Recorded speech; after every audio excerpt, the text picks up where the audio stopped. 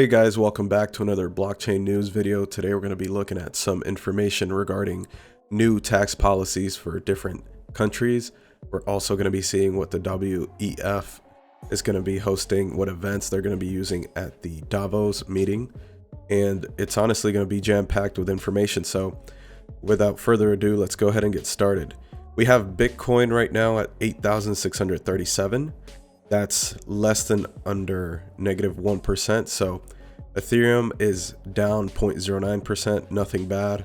XRP 0.71%. Bitcoin Cash at 344, up 1.37%, and Bitcoin SV $313, up 13.75%. So Bitcoin SV seems to be doing really well. Let's go ahead and go to Coin Market Cap. I forgot to pull that up. We are seeing, we also have other coins in the green today. So looks like the market is just stabilizing, doing pretty good. It has that pullback that it did yesterday, and now it's looking like it has moved up percentages. So congratulations to those that did make gains today. And let's get started with the news. So first up, we have Digix DAO votes to liquidate 64 million treasury. So people that have been locked up within the DAO ecosystem or the token will now get the opportunity to exchange DGD or Digix token for 0.19 ETH. So this is money that they have, Ethereum that they have since the ICO, and they currently hold about 380,000 Ethereum. So that's going to be good. That's a good opportunity for people coming up. They're going to be able to move out of that position if they want to. So that actually it passed with over 95% support, and that was according to the proposal on the Digix community site. So that's pretty good news. Next up, we do have Palestinian militant group has received 3,370 Bitcoins in donations since 2015. So we can see how Bitcoin is being used by certain countries to be able to fund operations in and out of the Gaza Strip, and that's taking place with the Palestinian military group. So it's been taking place since 2015 up until July 2019, and it's amounting to quite a lot of funding. So that's about 29 million at current prices. Depending on if they spent some or did not spend some of it, who knows, but that's quite a lot of money. And obviously countries want to keep sanctions on any groups that may come off as potential terrorists. So that is the worry that Jerusalem posted on Sunday that they do have. So moving forward, we do have the CME doubles Bitcoin options volume, leaving bagged in the dust. So essentially, the CME has been doing really well with their volume when they compare to backed.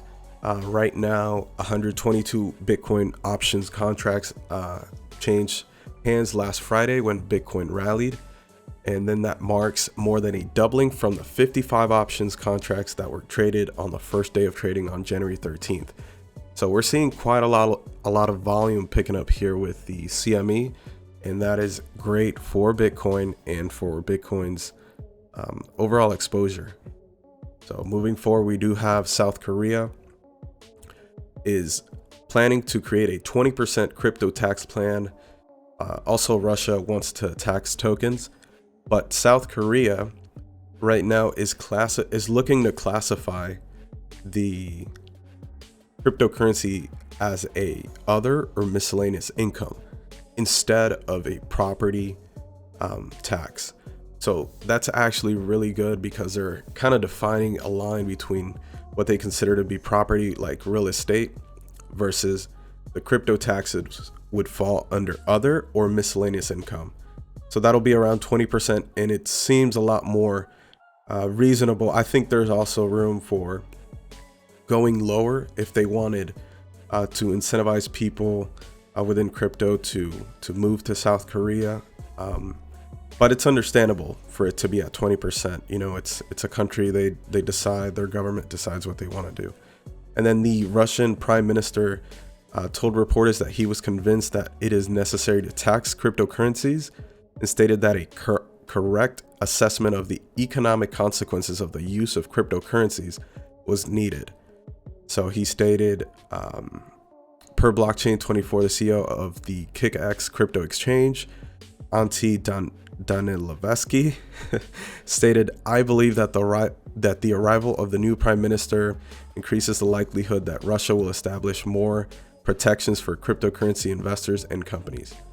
But they do worry about how these regulations and legislations will affect potential cryptocurrency innovation in Russia. So it seems like all these countries are definitely keeping an open eye on not introducing taxes that are too rigorous on their citizens. So next up, we do have a breakdown of the day-by-day guide to what's going to take place at Davos, Switzerland. So right now we have the annual World Economic Forum taking place. It's going to be from January 21st to the 24th. And blockchain is going to be a big thing that they want to discuss at this event. So every single day it's going to have a lot of meetings. I wanted to highlight some of the event titles and some of the people that might be in play, so you can see just how big this forum is each year. So the first event is going to kick off called "The Revolution of Money is Here. Are you ready?" Here we have CoinDesk, content and executive producer. We have the head of public policy and communications at Libra Association. Next event, we have the next breakthrough technology governance.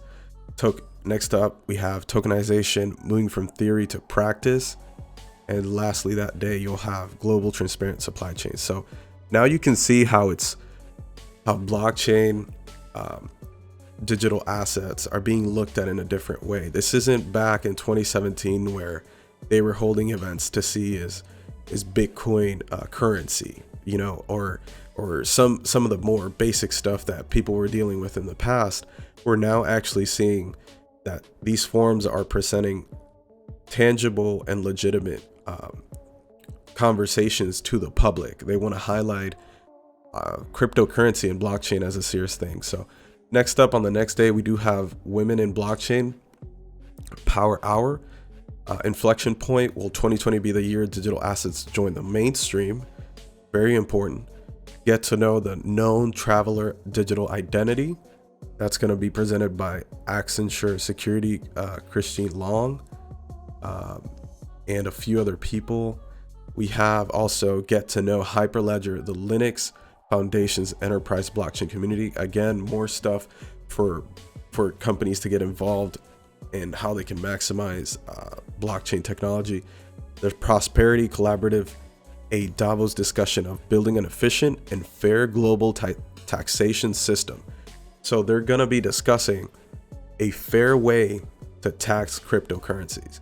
I think anybody that's been in this space since 2010, or even as early as 2019, the big issue has been global national taxation, right? How does that work?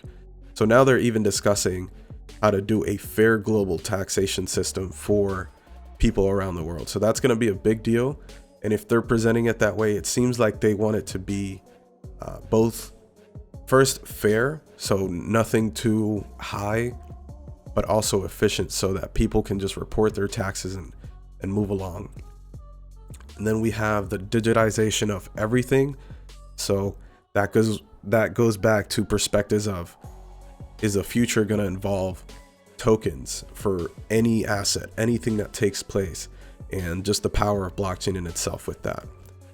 The last January 23rd, some of the big ones are going to be roadblocks in regulations that are being implemented, how proof of identity can change lives, blockchain, AR, VR, IoT, and then there's going to be a special demo and presentation on VR. I don't know exactly what that entails, but in January 23rd, we're going to see how Proof of identity. That's a big thing. I think that'll be something that the governments want to have. I think in blockchain is very good to be able to prove that you are who you claim to be. So that's going to be interesting just for everybody as a whole. Next up, we do have Lithuania Central Bank limited edition digital coin ready for launch. So what's interesting about this one, this is going to be the Bank of Lithuania has approved a physical sample of their LB coin, a token that claims it will be the world's first blockchain powered digital commemorative coin. So they're going to be referencing when Lithuania first declared independence from Russia in the back of the coin. So the coin is going to look, a physical aspect of the coin is going to look like a credit card, like you can see in this image here. You're going to see the Russian state, the Lithuanian independence. They have a short excerpt here, I believe. And then they also host they have a 36,500 pixels. That is almost the same number of days that have passed since the Act of Independence was issued. So that's pretty cool to see how they're taking their digital coin perspective, having a physical card that can also be used. That'll be interesting. And then the Lithuanian flag on the reverse of the coin features the national anthem inscribed in binary code. So these zeros and ones are the national anthem of Lithuania. And the other side of the coin will bear the Vitus, the national coat of arms, and also a QR code that is linked to the eShop where digital tokens will be sold. The bank is aiming to issue 24,000 LB coins on its online store. The store will provide its customers with dedicated wallets where they can store the coin, although they will also be able to transfer their LB coins to Nome wallets. So that seemed pretty interesting, and I went ahead and looked up some information on Nome and what it was. So some of you already know that Nome is its own blockchain, but it's interesting because they do host private and public blockchains within their platform. So they allow for partial centralization, and the users have more control over who can see the stored data and assets on the network. So that's going to be pretty interesting. Obviously, they're competing with Ethereum, Neo, Lisk. A lot of blockchains are competing, but they're trying to appeal to businesses and some of the solutions they need. So they use the proof of importance mechanism. I don't really know what that entails. There's more information about that, but if you'd like to read about it, just feel free to look up Nome. There's definitely plenty of information on the internet about that.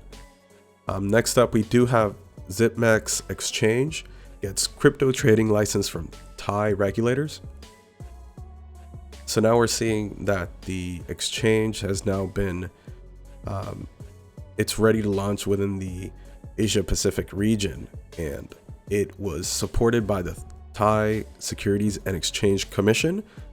And that means that if they got approved, then they're definitely going to be a reliable platform for those interested in crypto trading. It also states that companies to be listed on the exchange, they need to prove that they have at least 50 million baht, or around 1.65 million USD in shareholder equity. They also stated that there's been like 30 applications looking for this license, but 2 of those licenses have already been rejected. So, the Thai SEC is pretty tough, but at least they got Zipmex going. It's aiming to launch in Thailand. And then also note that back in 2018, actually Zipmex had already launched its crypto trading exchange in Singapore, Australia, and Indonesia. So it's very important to keep seeing things like this, even if especially centralized exchanges that are abiding by the cryptocurrency laws within their nation. That's important to see, and I like to see other countries in the news. And then we do have UK's tax authority. They're looking to leverage blockchain to track Bitcoin transactions. Nothing too major here. Is just they do understand that there are people that are using cryptocurrencies for good, and they are, you know, claiming their taxes and all that good stuff. But there are some people that continue to use virtual currencies for criminal activity. So nothing new, same stuff we've heard in the media from back a couple years ago. So the UK is just trying to hop on that too. Then we have Binance adding fiat to cryptocurrency peer-to-peer trading for the Vietnamese dong. So the VND is now going to have trading pairs for USDT, Bitcoin, Ethereum, and BNB. Pretty important. It's going to be available on the iOS and Android versions of the exchange. And that is just awesome news. It's just good to see more fiat gateways into the cryptocurrency space. Next up, we do have Illinois passing the Blockchain Technology Act into law. And that's just going to make Illinois just more interesting for blockchain businesses looking for a great legal environment. So they're going to be able to gain full legitimacy in the eyes of the law. Their smart contracts are going to be legitimate to the fullest extent of the law and are admissible in court as evidence. It's just a bunch of perks. So it does seem that since the US has been watching China race for blockchain integration, they don't want to be left behind. So it's good to see states taking matters into their own hands and building frameworks and laws that help support blockchain. So last up, we do have CZ from the CEO from Binance, just stating how centralized exchanges can be safer for most people entering the cryptocurrency space.